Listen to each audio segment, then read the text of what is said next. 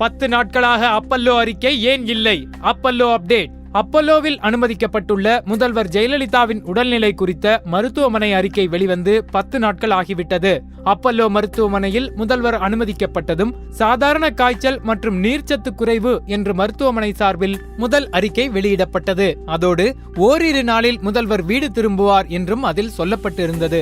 அவர்கள் சொல்லியிருந்த 2 நாட்கள் கடந்த நிலையில் முதல்வர் வீட்டிற்கு சென்று விடுவார் என்றும் அனைவராலும் எதிர்பார்க்கப்பட்டது. அந்த நிலையில் மீண்டும் ஒரு அறிக்கை வெளிவந்தது. அதில் இன்னும் 2 நாட்கள் முதல்வருக்கு ஓய்வு தேவை என்றும் குறிப்பிட்டிருந்தார்கள். அப்போது தொடங்கி தொடர்ச்சியாக பரபரப்பு பற்றி கொண்டது அனைவரிடத்திலும்.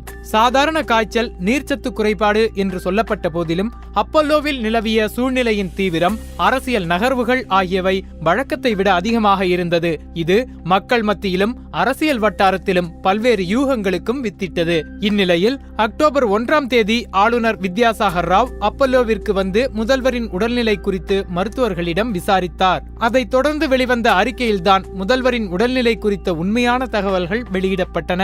அப்போதும் முழுமையான தகவல்கள் அடங்கிய அறிக்கையாக இல்லை என முக்கிய அரசியல் கட்சி தலைவர்கள் கருத்தும் தெரிவித்தனர். பல்வேறு அரசியல் கட்சிகளின் தலைவர்கள் ஒவ்வொருவராக வந்து பார்க்க தொடங்கினார்கள். திருமாவளவன் தொடங்கி வைத்த இந்த சந்திப்பு மக்கள் நல கூட்டணி தலைவர்கள் ஒவ்வொருவராக அப்பல்லோ வர வைத்தது. அதற்கு பிறகு திமுக தொடங்கி அகில இந்திய கட்சிகளான காங்கிரஸ், பிஜேபி என எல்லா கட்சி தலைவர்களும் அப்பல்லோ வந்து போய்விட்டார்கள். ஆனால் யாரும் முதல்வரையோ முதல்வர் சிகிச்சை பெறும் அறையையோ நேரில் சென்று பார்க்கவில்லை. இதனால் முதல்வர் உடல்நிலை குறித்து பலவிதமான வதந்திகள் பரவின. இது ஒருபுறம் பரபரப்பு கூட்டிக் கொண்டிருக்க, முதல்வரின் உடல்நிலை குறித்து அரசு அறிக்கை வேண்டும் என்று கேட்டு நீதிமன்றம் போனார் சமூக ஆர்வலரான டிராபிக் ராமசாமி.